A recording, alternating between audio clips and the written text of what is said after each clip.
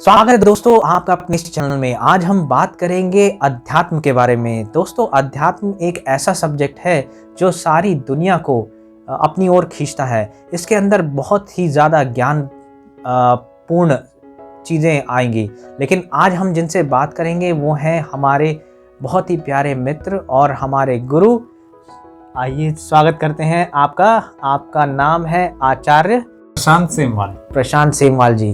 प्रशांत जी एक जाने माने ज्योतिष करता है और इन्होंने कई सारे लोगों की मदद भी की है अपनी ज्योतिष शास्त्र से। अगर आपको संपर्क करना है ज्योतिष से रिलेटेड चीज़ों में तो आप इनसे संपर्क कर लीजिए।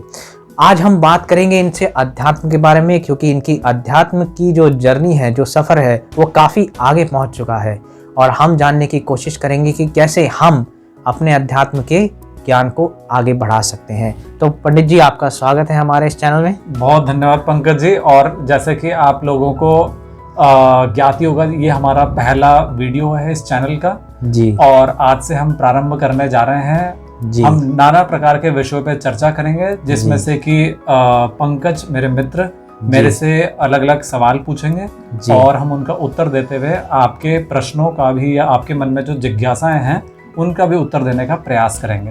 आपके मन में कुछ रह जाए या शंका आपके मन में हो तो आप उसको नीचे कमेंट बॉक्स में भी पूछ सकते हैं जी।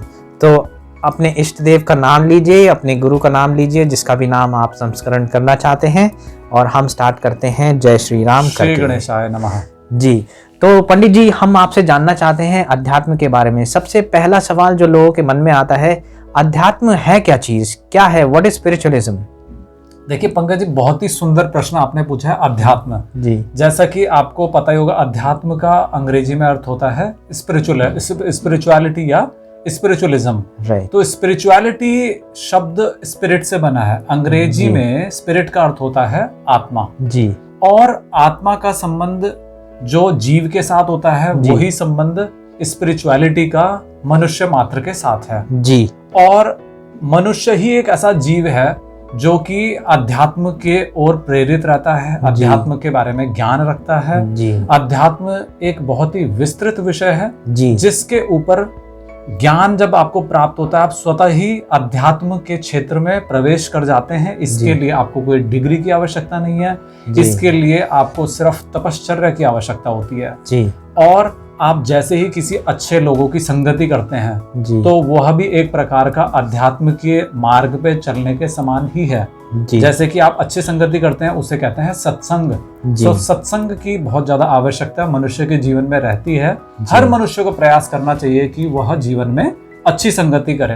तो ये तो हो गया पहला जी। इसके अतिरिक्त आपको अपना आचार व्यवहार और जितने भी प्राचीन जो हमारे संत और साधु बताते थे, उन ग्रंथों का अध्ययन करना और उन ग्रंथों के अनुसार जीवन यापन करने का प्रयास करना। देखिए आजकल कलयुग में हम देखते हुए आए हैं पंकज जी, आप देखेंगे कि आजकल लोग क्या करते हैं, बहुत ज्यादा लोग मॉडर्न हो गए हैं। मॉडर्न होना गलत बात नहीं है, लेकिन अपने मूल रूप से जो अपने मूल्य होते हैं, जो वैल्यूज होती हैं, जो मॉरल होते हैं, संस्कार होते हैं, उनको भूलना बहुत ही गलत बात है। और मेरा ऐसा मानना है, मेरा ऐसा मंतव्य है कि कहीं ना कहीं अध्यात्म का जो मूल यानी कि जो बेस है वो हमारे आचार व्यवहार और हमारे संस्कारों से भी जुड़ा हुआ है। तो कहीं ना कहीं हमें और हर मनुष्य मात्र को प्रयास करना चाहिए कि हमको अपने अच्छी वाणी का इस्तेमाल करना चाहिए। अच्छी वाणी का प्रयोग करते हुए साथ ही साथ अच्छा भोजन, अच्छे प्रकार के स्थान पे रहने का प्रयास करना चाहिए, क्योंकि जिस स्थान में हम रहते हैं उसका भी बहुत प्रभाव पड़ता है। इसके अतिरिक्त जैसे मैंने प्रारंभ में बोला कि भाई हमें अच्छी संगति का बहुत ज्यादा इम्पोर्टेंस है हमारे जीवन में, क्योंकि अगर हम अच्छी संगति नहीं करेंगे और हम निरंतर ऐसे लोगों का साथ देंगे या ऐसे लोगों के साथ रहेंगे जहाँ से हमें भगवत प्राप्ति की ओर हमारा जाना नहीं हो रहा है और हम सिर्फ सांसारिक ही बनते जा रहे हैं। देखिए हर कोई आजकल आज के युग में कली काल जैसे कलयुग है, तो इसमें हर कोई क्या करता है भाई, अपना अर्थ उपार्जन करता है। जबकि हमारे ग्रंथों में क्या बोला गया है, धर्म अर्थ काम और मोक्ष, चार चीजों का हर मनुष्य को अपने कर्म में इस्तेमाल करना चाहिए जी। उसका समय भी बताया गया है कि कि भाई बाल्यकाल से लेकर 25 वर्ष की अवस्था तक जो पहले के जमाने में लोग ब्रह्मचर्य का पालन करते थे जी। उसके बाद जो अगले 25 वर्ष होते थे उनमें गृहस्थ का पालन, उसके उपरांत वानप्रस्थ, और उसके बाद जो था हम संन्यास का पालन करते थे। उस जमाने में हम लोगों की आयु भी बहुत अच्छी होती थी। कारण क्या था? क्योंकि लोग अच्छी संगति करते थे, भगवान का भजन करते थे और धर्म का पालन करते थे। सब अपने अपने जाति के अनुसार, धर्म के अनुसार अपने कार्यों में रत थे। लेकिन आजकल के युग में अगर आप देखें पंकज जी, दर्शकगण, तो हम ये देखते हैं कि लोग अपने धर्म से दूर हो चुके हैं। कोई ब्राह्मण है तो वो बोलता है कि मैं ब्राह्मण हूं, तो लेकिन मेरा ये दायित्व नहीं है कि मैं ब्राह्मण तो ही करूं मैं, या मैं और कार्य करना चाहता हूं। देखिए, हर आदमी को अपनी स्वतंत्रता है, लेकिन कहीं ना कहीं जो हमारे संतों ने, ऋषियों ने, मुनियों ने जो लिखी हुई बातें, अगर उसका अनुपालन बिल्कुल तरीके से किया जाए तो हमारा निश्चित ही कल्याण होगा। इसी प्रकार से हमको हर चीज की व्यवस्था कर रखी थी उस जमाने में, जिसके द्वारा हम कहीं ना कहीं अध्यात्म के मार्ग पे प्रशस्त रहते थे। आज के युग में अगर आप देखें तो हमारा भोजन जो है बहुत ही विकृत हो गया है। हम भोजन में ऐसी ऐसी वस्तुएं का जो है मतलब उपभोग करते हैं। वैसे अगर आप देखा जाए तो हम जल का जो सेवन करते हैं, जो हम पानी पीते हैं, तो वह भी कहीं ना कहीं देखा जाए तो बिल्कुल मशीनों के द्वारा, आरओ का जो पानी पिया जाता है, या कहीं पे आज भी गाँव में देखेंगे तो लोग ज्यादा स्वस्थ हैं। क्यों? क्योंकि वो लोग आज भी अपना जो साधारण पानी कहीं से आता है, या कहीं पे अगर हिमालय क्षेत्र में अगर आप जाएं तो वहाँ के लोग स्वस्थ क्यों हैं? क्योंकि वहाँ के लोगों का जो पानी और जो हवा बहुत शुद्ध है। और हिमालय के क्षेत्र में, जैसे मैं भी कई बार विचरण मतलब घूमने के लिए जाता हूँ हर वर्ष, तो मैंने वहाँ पे देखा वहाँ के लोगों का भोजन और जो पानी पीने का तरीका है वो बहुत बढ़िया है। क्योंकि जो पानी पीते हैं वो लोग ज्यादातर जल संस्थान का जो पानी आता है उसको अवॉइड करके वो लोग अपना धारा जो होते हैं, वहाँ धारे जिसे स्प्रिंग्स भी कहते हैं, स्प्रिंग्स में जाकर वो जो जल होता है उसका सेवन करते हैं और वो स्वस्थ रहते हैं। उसमें वो मिनरल वाटर है। जबकि आजकल जो ये पानी के नाम पर जो भी आप ये जो आरओ का पानी या जो बॉटल्स में पीते हैं उसमें सारे मिनरल्स खत्म हो जाते हैं। तो देखिए, जैसा पीवे पानी वैसे बने वाणी। तो इसका इतना गहरा संबंध हमारे कहीं ना कहीं शरीर और आत्मा से है, और स्पिरिचुअलिटी का संबंध हमारी आत्मा से है। और दूसरी चीज कि हमारा जो भोजन है, जैसा खावे अन्न वैसा बने मन। अब हम जैसा अन्न यानी कि भोजन ग्रहण करेंगे। देखिए, पहले के जमाने में क्या होता था कि लोग भोजन से पहले भोजन मंत्र पढ़ते थे, लोगों के गुरु होते थे, आश्रम व्यवस्था होती थी। तो ब्रह्मचर्य जो आश्रम में लोग रहते थे 25 वर्ष, उनको बालकों को ये शिक्षा दी जाती थी कि क्या क्या, कौन कौन सी चीजें, कैसे कैसे समय पे क्या क्या मंत्र बोलने चाहिए, कैसे शुद्धिकरण करना चाहिए। उससे क्या होता था, जो आप भोजन ग्रहण करते थे उसमें कोई भी कीटाणु विषाणु उनका प्रवेश नहीं हो पाता था। आप स्वस्थ रहते थे। भोजन मंत्र के अतिरिक्त भी आपको समय समय पर अलग अलग मंत्र बोलने होते थे दिन भर में। आपको नाना प्रकार का ज्ञान दिया जाता था। आप ग्रंथों का अध्ययन करके अलग अलग प्रकार से धर्म का अनुशीलन करते थे, भगवान की पूजा करते थे। तो उससे क्या होता था, आपका मन शांत रहता था, आपका शरीर भी ठीक रहता था, आपकी दिनचर्या भी बहुत अच्छी रहती थी। आजकल की अगर हम इसको कंपेयर करें प्राचीन काल के दिनचर्या से, तो प्राचीन काल में लोग अपने शरीर को और मन को दृढ़ कर लेते थे अच्छे अच्छे आश्रमों की व्यवस्थाओं से गुजर के। लेकिन आजकल के परिप्रेक्ष्य में अगर हम देखें तो पंकज जी, मैं देखता हूँ कि आजकल हम लोगों का जो रहन सहन है वो बहुत बेकार हो गया। कैसे? और मैं बार बार ये बात कर रहा हूँ, रहन सहन। रहन सहन का मतलब हमारा जो रहना जो है वो किस प्रकार का हो रहा है। हम लोग सवेरे लेट उठते हैं, हर व्यक्ति क्यों उठता है लेट? क्योंकि उसको देर रात सोने की आदत है। देर रात क्यों सोते हैं? क्योंकि देर रात सोने के लिए आपका टेलीविजन और मीडिया, आपके फोन जिम्मेदार हैं। कहीं ना कहीं आपकी जो आदतें हैं वो बिगड़ गई हैं। आदतें जब लंबे समय तक चलती रहे तो वो संस्कार बन जाते हैं। तो हमारे कहीं ना कहीं संस्कार भी प्रभावित हो रहे हैं, हमारी दिनचर्या यानी कि ये जो मॉडर्न लाइफस्टाइल है इसकी वजह से। तो हमें कहीं ना कहीं, मेरा ऐसा मानना है कि अपने रहन सहन को ठीक करना, अपने भोजन को, अपने जो जल ग्रहण करते हैं उसको, या और भी चीजें होती हैं, उन चीजों में अगर हम सुधार करें तो बहुत असर पड़ सकता है। अब देखिए, इन सब चीजों में से अगर हमें लगेगा हम कुछ नहीं सुधार सकते हैं, तो मेरा ऐसा मानना है कहीं ना कहीं हमें अपने जो संगति होती है, सत्संगति यानी कि सत्य, अच्छे सच्चे लोगों की संगति, यानी कि उनका साथ। अब देखिए, मुझे ऐसा लगता है पंकज जी, देखिए बहुत ही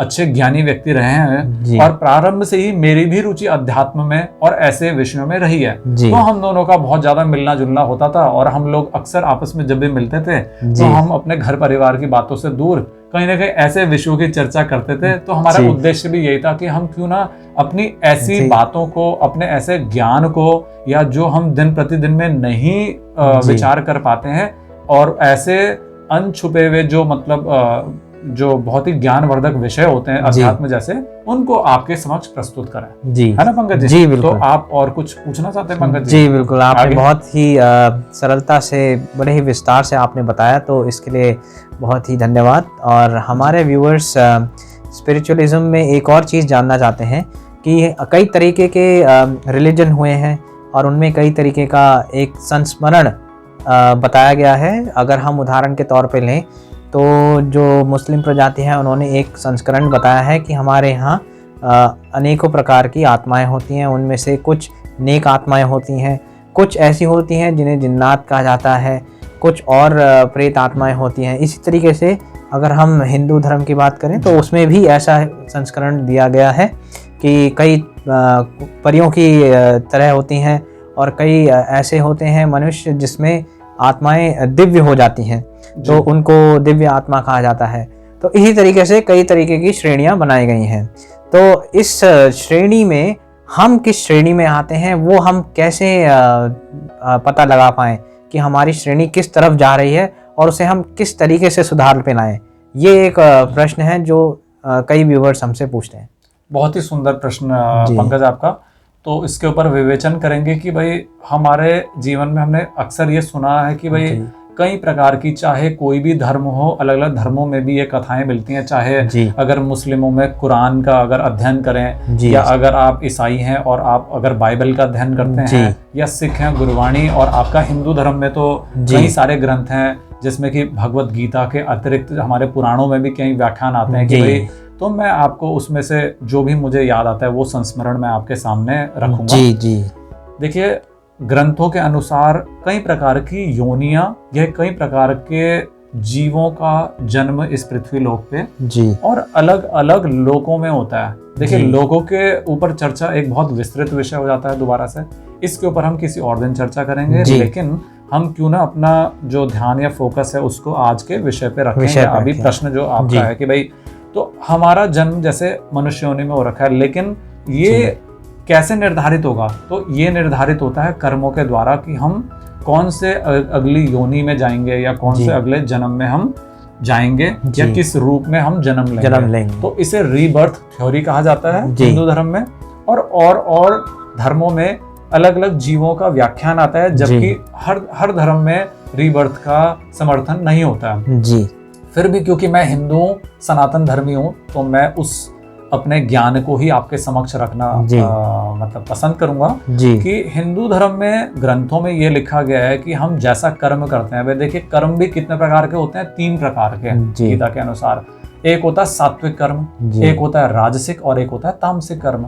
सात्विक कर्म यानी कि जब आप किसी का भला करते हो, या आप दैवीय कर्म करते हो, देवताओं के समान आप दुनिया का भला करने के लिए पैदा हो रखे हो, आप गरीबों की सहायता करते हो, या अनाथालय हैं, या कई सारी मतलब दुनिया में जो अच्छी अच्छी संस्थाएं उनके लिए आप मदद करते हो, और आपके मन में बहुत अच्छी परोपकार की भावना रहती है, या कभी कभी आप बिल्कुल निस्वार्थ भावना से ही लोगों का भला करते हैं, तो वो हो गया आपका सात्विक कर्म। दूसरा आता है आपका राजसिक कर्म। राजसिक कर्म का मतलब क्या होता है कि भाई जब आप किसी का भला तो करते हैं, जब आप कोई परोपकार तो करते हैं, लेकिन आपके मन में कहीं ना कहीं रहता है कि मुझे इसके प्रतिपक्ष में, मतलब मुझे इसके लिए कुछ प्राप्त हो, मेरे मन में ऐसा प्राप्ति की इच्छा, या स्वार्थ भी आप कह सकते हैं कहीं ना कहीं। तो ऐसे इच्छा से किया हुआ कर्म को राजसिक कर्म कहा जाता है। और तीसरे प्रकार का जो कर्म होता है उसे सबसे अधम या निम्न कोटि का माना जाता है, जो कि ज्यादातर हम में से कलयुग में मनुष्य लोग करते हैं, जो कि उचित नहीं है, जिसे कहते हैं तामसिक कर्म। तामसिक कर्म का मतलब आप किसी से ईर्ष्या, राग, द्वेष, ज्यादा लोभ करना, ज्यादा मोह में पड़ना अपने सभी के प्रति जो अपने इर्द गिर्द हैं, ये सारी की सारी जितने भी मतलब दुर्गुण होते हैं, इनसे युक्त रहकर जो कर्म किया जाता है उसे कहते हैं तामसिक कर्म। तो ये 3 प्रकार के जो कर्म होते हैं, इनके आधार पर ही हमारा पुण्य और पाप हमारा ऊपर जी। नीचे जाता रहता है। जी। और कहीं ना कहीं हमारा जो पुण्य पाप होता है वो ही निर्धारित करता है कि हम अगले जन्म में कैसे जन्म लेंगे। जी। इसका विवरण अगर मैं कोई विशेष रूप से अगर नाम लेना चाहूँ ग्रंथ का, तो गरुड़ पुराण में पंकज जी आता है इसका विवरण। जी। और गरुड़ पुराण का अध्ययन लोग अक्सर, मैंने सुना भी है कि भाई जब तक आप जीवित है तब तक इसका पाठ नहीं करना चाहिए। मेरा ऐसा जी। मानना है कि आपको अगर पहले से ही पता हो कि भाई क्या पाप कर्म है और आप पहले से ही गरुड़ पुराण का अध्ययन कर लें तो ये तो बहुत ही सुंदर बात हो गई है। जी। तो मेरा ऐसा मानना है कि हर व्यक्ति को गरुड़ पुराण या कोई भी और ग्रंथों का अध्ययन जरूर करना चाहिए, अवश्य जी। करना चाहिए जीवन काल में। जी। जी। जिससे कि आपको पहले से ही अवगत रहे हैं आप कि भाई आप क्या अच्छा कर्म कर रहे हैं या आप क्या बुरा कर्म कर रहे हैं, जी। आप कैसे पाप कमा रहे हैं। इसके अतिरिक्त जो भी आपके अगर गुरु हैं या जो आपके गुरु तुल्य मनुष्य से अगर आपको कुछ ज्ञान मिलता है कि भाई आप, कोई कहते हैं कि भाई संध्या गायत्री का पाठ करिए आप, या आपके गुरु ने आपको कोई मंत्र दे दिया, जी। गुरु अगर कोई मंत्र उल्टा भी दे दे तो वो भी ज्यादा फलीभूत होता है। जी। लेकिन आप कोई मंत्र का जाप करते हैं लेकिन आपके गुरु नहीं है तो वो भी ठीक बात नहीं है।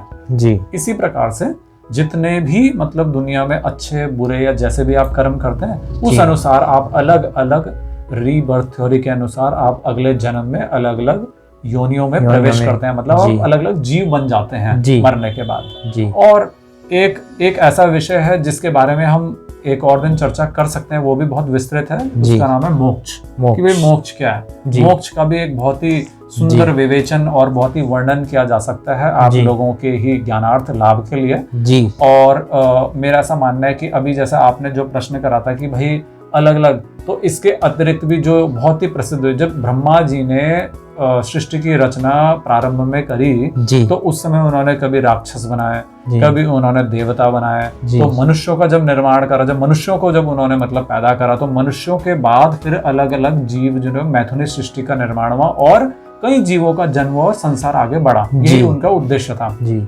तो आपके प्रश्न का उत्तर कहीं ना कहीं इसमें छिपा हुआ है कि भाई जितने भी जीव होते हैं उनमें जैसे वर्णन जो आता है उनमें मनुष्यों के अतिरिक्त होते हैं यक्ष, गंधर्व, राक्षस, जो आप परियां या वो सब बोलते हो, तो वो भी कोई ना कोई एक लोक ही हैं जिनको कालांतर में लोगों ने मतलब ना समझ होकर ये समझा कि देखिए वो परियां हैं, ऐसा कुछ नहीं है। लेकिन हाँ, उनसे रिलेटेड, उनसे संबंधित कोई ना कोई एक ऐसे योनियां होती हैं, चाहे उनको आप गंधर्व बोल दें चाहे ऐसे बोल दें, उनके अलग अलग लोकों का वर्णन आता है। वो उनका अलग अलग जन्म होता है उनके कर्मों के द्वारा। जी। अगर आप कोई बहुत अच्छा कर्म करके स्वर्ग लोक में भी चले जाते हैं जी। तो ऐसा नहीं समझना चाहिए कि उसके बाद तो मैं मतलब मुक्त हो गया संसार से, नहीं, आप अभी भी लोकों में विचरण करने हैं। खैर ये मोक्ष नामक मतलब एक शब्द का मतलब विषय है जिसके ऊपर हम चर्चा आगे करेंगे जी। लेकिन फिर भी मैं बोलना चाहूंगा कि लोकों में जब आप अलग अलग जगह जाते हो, मान लीजिए स्वर्ग लोक में, तो वहां भी अगर आप कोई भोग ज्यादा भोगते हैं जी। तो आपके कर्म के दुर्गति के कारण, आपके जो निम्न कर्म आपने किए हैं उसके फलस्वरूप, कर्मों के फलस्वरूप आप अगले जन्म में पृथ्वी आदि जो लोकों में आपको जाना पड़ता है जी। तो पृथ्वी लोक में मनुष्य जन्म जो होता है, कहते हैं यह बहुत ही दुर्लभ है जी। ठीक है जी। और इसमें अगर आप मनुष्य जन्म लेकर लोगों का परोपकार, आप सात्विक कर्म और प्रभु उपासना और हर समय कुछ ना कुछ मतलब भगवत भजन अगर आप करें जी, तो आपका निश्चित ही कल्याण है जी। और अध्यात्म का मार्ग तो आपका प्रशस्त होना बिल्कुल निश्चित है जी। ठीक है पंकज जी। और इस संदर्भ में एक और सवाल जो हमसे कई सारे व्यूवर्स पूछते हैं कि स्पिरिचुअल यात्रा में, आध्यात्मिक यात्रा में कई बार ऐसे इंसिडेंट हो जाते हैं जिनसे कि अकस्मात कुछ लोगों की मृत्यु भी हो जाती है। तो उस सिचुएशन को कई लोग बहुत ही सेंसिटिव तरीके से हैंडल नहीं कर पाते हैं और कई लोग, उनके जो रिश्तेदार होते हैं, वो डिप्रेशन में भी आ जाते हैं। तो इस संदर्भ में आप क्या बताना चाहेंगे? क्योंकि आत्मा तो अजर और अमर है, लेकिन अकस्मात उसकी यात्रा अगर रुक जाती है तो इसका क्या कारण माना जाए पंडित जी? पंकज, मुझे ऐसा लगता है कि आप ऐसा कुछ पूछना चाह रहे हैं कि जब किसी की असामयिक मृत्यु हो जाए जी, तो बिल्कुल ठीक है। तो पंकज ने बहुत सुंदर प्रश्न किया कि भाई किसी की अगर मान लीजिए कोई व्यक्ति अपना कहीं रास्ते में जा रहा था और उसका कुछ एक्सीडेंट हो जाए जी, असामयिक मतलब जो उसको ज्ञात भी नहीं था और अचानक से वो चीज हो जाए और उस व्यक्ति को, या मान लीजिए कोई नींद में है, या मान लीजिए कि कहीं पे कुछ भूकंप आ जाए या कुछ ज्वालामुखी फट जाए और वो व्यक्ति वहां पे बिल्कुल मतलब उसको बोध भी नहीं था कि मेरा मतलब जो अंत समय आ गया। तो ऐसे समय पे जब असामयिक मृत्यु हो जाए तो ग्रंथों में लिखा हुआ है कि ऐसे व्यक्ति जो होते हैं वो प्रेत योनि में चले जाते हैं। और उसके लिए ग्रंथों में फिर कई लोग कहते हैं कि भाई जो है नारायण बलि का भी विधान होता है कि भाई जिससे कि उसकी जो भटकती हुई जो प्रेतात्मा है वो मुक्ति भी उसकी आसानी से हो जाए। इसके अतिरिक्त देखिए प्रेत योनि भी एक ऐसी योनि है कि जिसका तंत्र में भी इस्तेमाल करते हैं लोग गलत तरीके से भी। मैंने देखा कि लोग उसका बहुत गलत तरह इस्तेमाल करते हैं कि भाई उनको नाना प्रकार के भोग देकर प्रसन्न करके उनसे गलत कार्य करवाना, वो भी उचित कार्य नहीं है, वो भी एक प्रकार का तामसिक कार्य है। लेकिन तंत्र का खैर कार्य, तंत्र पे भी हम आगे चर्चा करेंगे आगे के वीडियोस में। बस तंत्र के बारे में आपको बता दो कि तंत्र जो है आगम शास्त्र से त्वरित फल मिलता है अगर आप उससे कोई अच्छा कार्य या दूसरे के हित के लिए कार्य करें। कोई गलत कार्य करेंगे तो आप उसका निश्चित ही गलत परिणाम इस जन्म में या आपके अंत समय में आपको भोगना पड़ता है। और बाकी जहां तक बात है असामयिक मृत्यु की, तो जो भी व्यक्ति किसी भी प्रकार से मान लीजिए एक्सीडेंट में या मान लीजिए कोई प्राकृतिक आपदा में या चलते फिरते कोई मान लीजिए किसी ने गलत तरीके से कोई एकदम से मतलब किसी का देहांत हो जाए तो इसका संबंध है कि भाई वो व्यक्ति कहीं ना कहीं ऐसे लोगों में विचरण कर सकता है या प्रेत बनकर विचरण करेगा या भूत बनकर कि जिसमें उसकी जो आत्मा होती है वह किसी जीव में प्रवेश ना करते हुए सिर्फ भटकती रहती है। तो यह एक अच्छी बात नहीं है। उसके लिए तो विशेष रूप से जो भटकता रहता है उसके लिए उसके परिजनों को कुछ ना कुछ ऐसा कार्य करना चाहिए कि जिससे उसको मुक्ति मिले। और बहुत ही सुंदर व्याख्यान दिया आपने। इसी संदर्भ में एक बहुत ही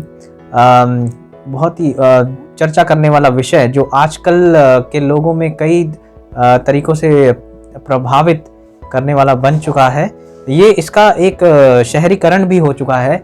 इसको कहते हैं भागवत कराना। तो ये भी कहते हैं कि स्पिरिचुअल यात्रा से, पूर्वजों की स्पिरिचुअल यात्रा से जुड़ा हुआ है। तो इसके बारे में आप कुछ प्रकाश डालिए, क्योंकि कई बार मैंने ये देखा है कि पंडितों ने इस वर्ड को काफ़ी दूषित करके एक व्यवसायीकरण में बदल दिया है। तो इसका एक क्लियर हमें बताइए कि एक्चुअली में भागवत कराया क्यों जाता है, इसका उद्देश्य क्या होता है। बिल्कुल, देखिए पंकज जी, भागवत कराने का मुख्य उद्देश्य क्या होता है भाई? भगवत प्राप्ति।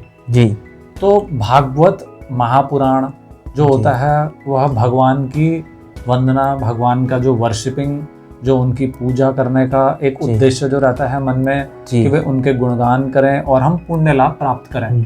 या जो भी इस जन्म में अभी हमने जन्म ले रखा है, इस जन्म में हम मनुष्य रूप से मुक्त होने का मुमुक्षु लोग जो होता है प्रयास करने के लिए भागवत कथा का जो है वह प्रयास करते हैं आयोजन करने का। और इसमें मेरे हिसाब से कोई गलत नहीं है। हालांकि आपने ये भी ठीक कहा है, आंशिक रूप से मैं आपसे ये सहमत हूँ कि आजकल कहीं ना कहीं हर दूसरा पंडित या ब्राह्मण अगर इस उद्देश्य से कि भाई मुझे लोभ के चलते मैं मतलब कोई भागवत कथा का आयोजन करूं और उसमें मैं खाली धन का ही मतलब संग्रह करता चले जाऊं, तो वह एक गलत उद्देश्य या गलत मतलब आप राह पे चल रहे हैं। तो आप अध्यात्म के मार्ग से, आप धर्म के मार्ग से हट चुके हैं। आपको ये विशेष ध्यान रखना चाहिए। जैसे पंकज जी ने बोला कि भाई आजकल आप मंदिरों में भी जाते हैं। जैसे मैं 12 ज्योतिर्लिंग दर्शन करने जब भी गया जीवन में अपने, तो मैंने वहाँ पे बहुत ही गलत तरीके से ये पाया कि लोगों ने, जो भक्त लोग थे, वो उनको ऐसी परेशानी आई कि भाई उनको इतना धनराशि देनी पड़ रही थी पंडित लोगों को, जो वहाँ पे पंडित नियुक्त थे या पुजारी लोग नियुक्त थे या वेद पाठी थे, कि उन्होंने ऐसी व्यवस्था कर रखी थी कि भाई बिना आप इतने रुपए की अगर आप दक्षिणा की थाली लेंगे तो ही आप जा सकते हैं। ऐसे मैंने कई अनुभव अपने देखे अपने मतलब भारतवर्ष में अलग अलग मंदिरों में, बड़े बड़े मंदिरों के नाम नहीं लेना चाहूंगा मैं। और ये व्यवस्था मुझे बहुत ही दिल को भी मेरे आहत हुआ कि मैंने कहा ये हृदय के लिए मतलब बहुत ही हृदय विदीर्ण करने वाली बात हो जाती है कि अगर आप भगवान के भक्ति के लिए कहीं पे मंदिर में दर्शन करने जा रहे हैं, या मान लीजिए जहाँ भगवान स्वयंभू मतलब स्वयं प्रकट में और ऐसे सिद्ध स्थानों में इस प्रकार का कार्य जो होता है, मतलब कुछ व्यक्ति, कुछ पंडित लोग अगर ऐसा करते हैं तो वो लोभ के वश जो ऐसा कर रहे होते हैं, तो कहीं ना कहीं वो अपना ही पाप अर्जन कर रहे हैं। मेरा ऐसा मानना है आपका ध्यान भगवान की भक्ति में रहना चाहिए, वहां पे अपना ध्यान ना डिगाएं। हालांकि यह जो प्रैक्टिस है, ये जो अभ्यास वो कर रहे हैं, ये बहुत सर्वदा अनुचित है मेरे अनुसार। इसको बचना चाहिए, क्योंकि तीर्थ में किया हुआ पुण्य कई गुना पुण्य देता है। ऐसा श्लोक, ऐसा लिखा हुआ है संस्कृत, ऐसे ग्रंथों में जी। और जब आप तीर्थों में जाकर कोई पाप करते हैं, ये भी पापी की श्रेणी में आता है जी। कि आप लोगों को एक प्रकार से ठग रहे हैं जी। तो ऐसे स्थानों में, चाहे वो हरिद्वार हो, ऋषिकेश है, काशी यानी बनारस है, केदारनाथ, बद्रीनाथ, रामेश्वरम जी। और चाहे देवी के कोई स्थान है या और भी मतलब भगवान के किसी रूप के कोई सिद्ध स्थान है, वहां पर जाकर जो भी इस प्रकार से कार्य करा जाता है, अगर वो पाप कर्म है या आप दूसरे को गलत मंशा से, गलत इच्छा से अगर आप उनको ठगने का प्रयास कर रहे हैं, तो देखिए आप पाप कमा रहे हैं। आपको ऐसा करने से बचना चाहिए। और यही चीज अप्लाई होती है, यही चीज आपके मेरा मानना है कि भगवत कथा में भी अप्लाई होती है कि आप खाली पैसा कमाने के उद्देश्य से भागवत कथा का ना करते हुए दक्षिणा के मामले में भी जितना आपको दक्षिणा जजमान दे सकें, जितना उचित हो उतने आपको ग्रहण करना चाहिए। उसके अतिरिक्त एक जबरदस्ती वाला आपको प्रचार करने से बचना चाहिए। हाँ, आपके मन में अगर मान लीजिए कि कोई आपके मन से आप मतलब सन्यासी हैं, या आप मन से मान लीजिए आप विरक्त हैं या प्रभु के भक्त हैं और आपको धन का लोभ नहीं है, लेकिन आप प्रचार सिर्फ भगवान का प्रचार करते हैं और फिर आपको लोग बुलाते हैं, तो उसमें कोई बुराई नहीं है, क्योंकि लोग आपको अपनी इच्छा से दे रहे हैं और आप उस धन का भी, मेरा ऐसा मानना है, लोक हितार्थ में ही उसको जो है मतलब खर्च करें तो आपके लिए बहुत ही सुंदर होगा। और उसमें कहीं ना कहीं आपका अगर भाव श्रेष्ठ है तो वो कमाया हुआ धन जो होगा आपको पच जाएगा। कहीं ना कहीं देखा जाए तो जो पंडित लोग जो धन कमाते हैं, तो उस धन को, ऐसा मेरा मानना है कि उस धन से आप कहीं ना कहीं लोक हितार्थ जब करते हैं या उस धन को अच्छे कार्यों में उपयोग करते हैं, तो ही उस धन का पाचन होता है, क्योंकि उस धन के द्वारा आप कुछ भी उपभोग करते हैं वह आपका कर्म निर्धारण करता है। तो मेरा ऐसा मानना है कि आप कहीं ना कहीं उस धन के द्वारा आप कुछ उसका प्रतिशत आप जो है देवालय में, किसी अच्छी जगह के जीर्णोद्धार में, गौशाला में, या कहीं पे किसी गरीब या कुछ ऐसे जो अनाथ बच्चे होते हैं, या मान लीजिए कि कहीं पे कोई मतलब विधवाएं हैं, या मान लीजिए कोई ऐसी जगह है कि जहाँ पे आप अगर कुछ सहयोग कर सकते हैं जीवन में, तो आप उस धन को वहाँ अवश्य लगाएं, जिससे आप अपना पुण्य भी अर्जित करें। और फिर मेरा मानना है कि फिर आप जो धन का सदुपयोग कर पाएंगे और भागवत कथा करने का भी अच्छा लाभ आपको पूर्ण रूप से मिलेगा। ठीक है जी। और इसी संदर्भ में आज की सीरीज के लिए एपिसोड में आपके लिए लास्ट प्रश्न जो हमारे व्यूवर्स ने पूछा है, वो ये है कि हम लोग श्राद्ध क्यों करते हैं, क्योंकि ये भी एक पूर्वजों की आत्मा से रिलेटेड वर्ड रखा गया है हमारे शास्त्रों में। तो हम श्राद्ध क्यों करते हैं और इसका क्या महत्व है? बिल्कुल पंकज जी। तो जो श्राद्ध है, श्राद्ध एक प्रकार से हमारे जो पितृ होते हैं, हिंदू धर्म में, सनातन धर्म में ऐसा माना गया कि जो हमारे पूर्वज होते हैं, जैसे कि मैंने आपसे थोड़ी देर पहले रीबर्थ थ्योरी पे बात करी कि भाई हम पूर्व जो हमारे जन्म होते हैं या जो हम आगे के जन्म लेते हैं, उसी आधार पे हमारे यहाँ जो भी व्यक्ति मरते हैं या जो भी व्यक्ति का देहांत होता है, और अगर वो एक अच्छी एज, अच्छी अपनी आयु तक जा चुके, मध्य आयु या पूर्ण आयु तक उन्होंने भोग ली थी, तो उसके बाद उनका देहांत होने के बाद और जितनी भी क्रियाएं मरने के बाद देखिए की जाती हैं, मतलब स्वजनों के द्वारा, उसके उपरांत कहीं ना कहीं जब पिंड दान कर दिया जाता है और बाद में फिर जितना भी कुछ होता है तो पार्वण श्राद्ध और श्राद्ध की व्यवस्था की गई है। तो श्राद्ध जो काल होता है वह होता है कहीं ना कहीं भाई नवरात्रे जब भी खत्म होते हैं उसके बाद जो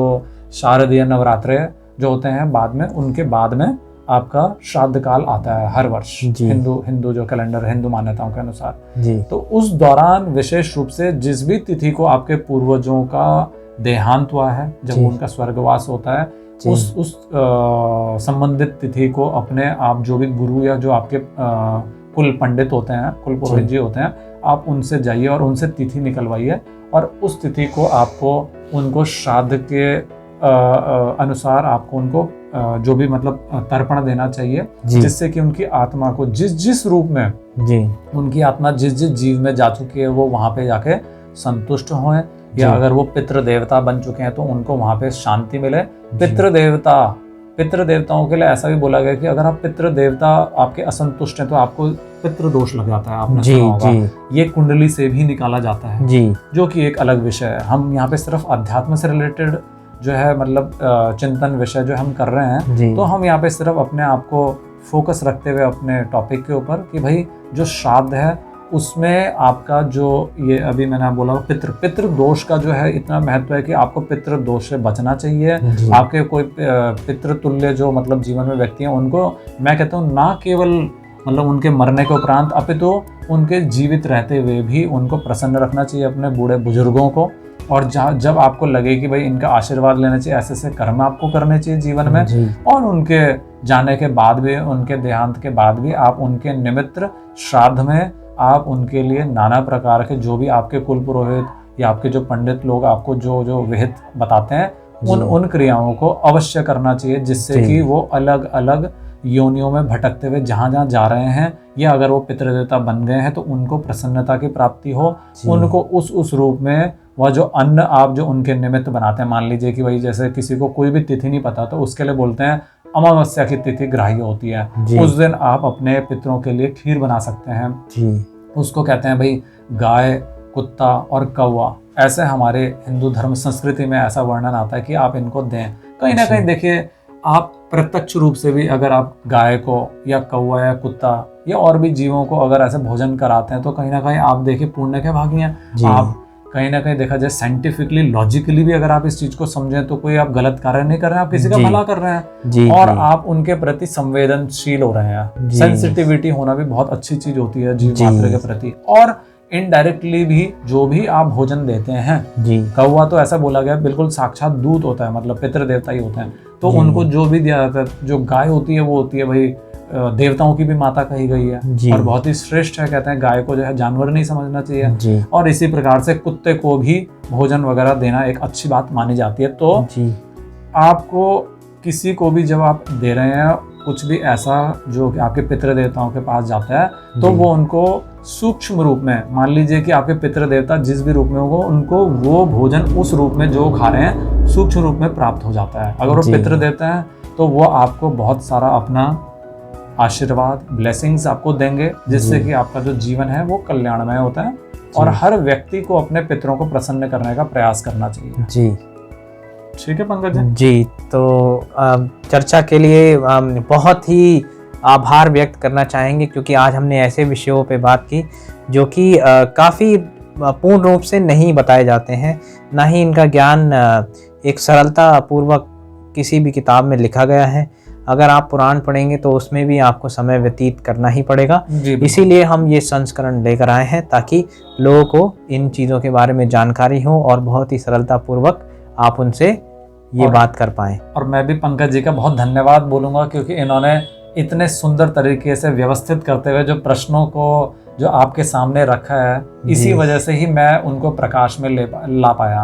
अगर पंकज जी उनको इतने व्यवस्थित तरीके से नहीं पूछते हैं तो मुझको भी अपनी बात रखने का एक तरीका समझ में नहीं आता और आप लोगों को भी उसको ग्रहण करने में थोड़ी परेशानी हो सकती थी। बट कहीं ना कहीं पंकज जी ने बहुत ही सटीक और बहुत ही एक दूसरे से संबंधित प्रश्न ही पूछे हैं कि जिससे कहीं ना कहीं हम लोग एक ही मुख्य विषय के ऊपर हमारी चर्चा का केंद्र है जी। तो बहुत बढ़िया, बहुत रोचक प्रश्न है पंकज जी जी। और हम आशा करते हैं कि हमारे जो व्यूवर्स हैं उनको ऐसे ही जानकारी अगले संस्करण में मिलती रहे।